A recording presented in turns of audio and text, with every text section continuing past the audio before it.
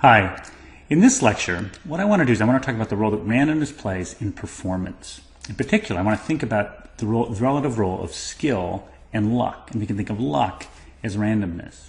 Now, a simple way to write this down would just be to say someone's outcome depends on two things. It depends on their skill, their ability, and it also depends on luck. It depends on, did things go the right way? Did the errors fall in their direction? Did the complexity unfold in a way that was beneficial to them? That sort of thing. And you can take any sort of domain, whether it's sports, law, politics, and you can say, well, that person's really good. They've got a lot of skill. Or you might alternatively say, oh boy, she has been so lucky. Everything's fallen her way. So just think about in normal language we do this. What would be nice to do is construct a model that helps us understand how much skill is there and how much luck is there. Now there's a book coming out by a guy named Michael Mauboussin, who works at Legg Mason, and he's a financial analyst. And what Michael does is he's taken a whole bunch of different domains and tried to figure out exactly how much in this domain is skill and how much in this domain is luck. Now the way you can write this in a model is you can say, look, let's write the outcome not as just luck plus skill, but as A times luck plus 1 minus A times skill. Now how would you unpack this? How would you figure out how big A is? What you can do is you need sort of a sequence of outcomes. And what you can see is if the same team or the same firm continues to perform well over time, then you've got to figure that A is fairly small. But if what you see is that there's huge jumps from period to period, then A is probably pretty big. So let me show you an example. Suppose that outcome equals 1/2 luck plus 1/2 skill. And suppose someone had skill equal to 1/2. Then their outcome is going to equal 1/2 luck, which is a random variable, plus 1/2. So what I'm going to see is I'm going to see sometimes they're 1, sometimes they're 1/2, sometimes they're 1/4. I'm going to see huge jumps in their outcome. Alternatively, if the payoff were different, if I could write the outcome as 0.1 L plus 0.9 skill, and their skill was equal to 1, then I'd have their outcomes equal to 0.1 L plus 0.9, and now I'd see 0.95, 0.85, 0.87, 0.92, and I'd see a much tighter distribution. So what you can do is you can figure out the relative amounts of skill and luck in a domain by looking at lots of data, looking at the performance of lots of athletes, firms, and those sorts of things. You can figure out some things are high skill, like the 100-meter dash, and other things involve maybe a little bit more luck, possibly darts. Now, why would I care about this? Well, what Mauboussin says is this. There's a lot of reasons why you'd care. One is you want to fairly assess outcomes. You don't want to be going around saying, boy, this person's so lucky, when in fact, they're actually skillful. But another important thing, we'll talk about this later in these set of lectures, is you want to recognize if outcomes depend a lot on luck, there's going to be a lot of reversion to the mean.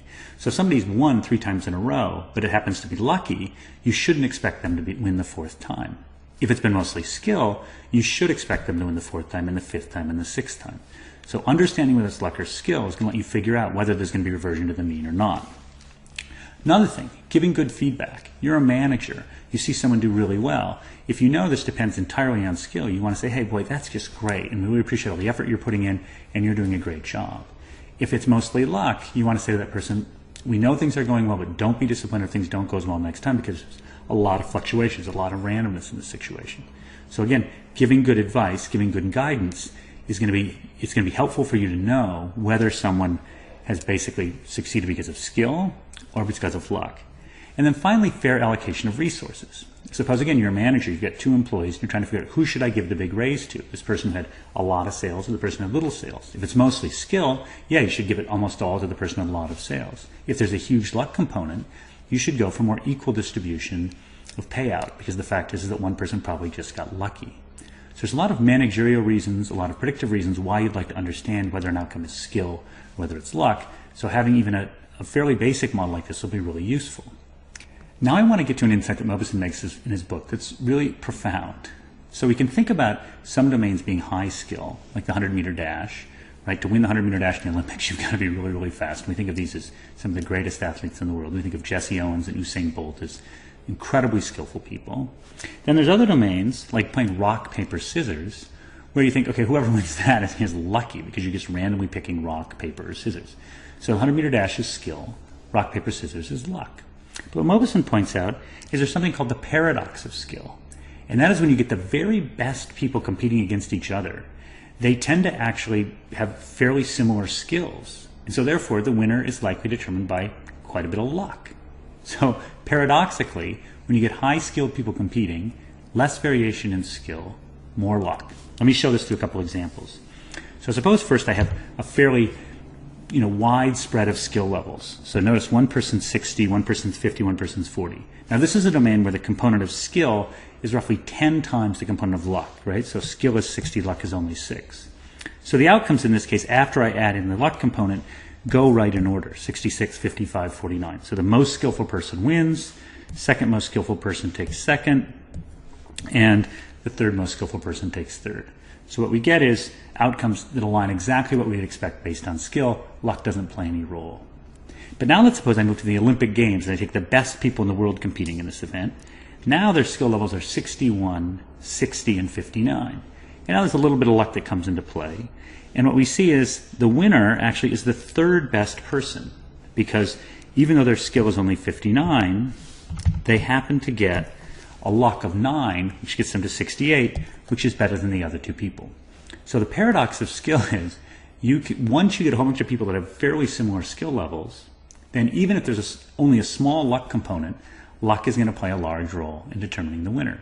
And we see this actually in sports. So in baseball, which is an American sport, one of the big awards to win is to win the batting title, to be the best hitter. So last year, Miguel Cabrera from Detroit, I'm wearing my Detroit shirt here, Miguel won the American League batting title, which was great. But notice he got hits in 34.4% of his at-bats, and behind him were two people at 33.8%.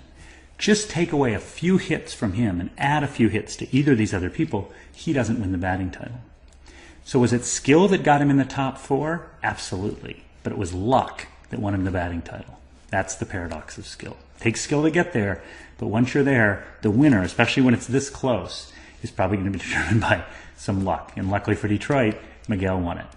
Well, here's another even more famous example. This is a picture of Michael Phelps. This is from CNN Sports Illustrated. This is a picture of Michael Phelps out-touching Michael Kavik in the 100-meter butterfly in the previous Olympics. And you can see, if you look really closely at this picture, that Phelps's hands are bent a tiny bit and Kavik's hands have not yet touched it. So literally, Michael Phelps beat him by a fingertip. Now, Phelps is the most decorated Olympic athlete of all time. So there's no doubt that he has a lot of skill. He has a ton of skill. But so does Kavik. Kavik has a lot of skill as well. And so the winner in this particular race happened to come down to just a little bit of luck, maybe by the tip of a finger. Okay, so what have we learned in this lecture? We've learned that in some cases you can think of outcomes as being combinations of skill and luck. And you can determine how much skill and how much luck by looking at variations in outcomes. Is there a lot of flipping, or are there sort of consistent winners? And we also then got from this very simple model a paradoxical result. The paradoxical result is that when you get all high-skilled people competing against one another, even if it's a low luck environment, luck will play a large role because of the paradox of skill. All right, so that's a luck and skill model. Now we're going to move on to a model of random walks. All right, thank you.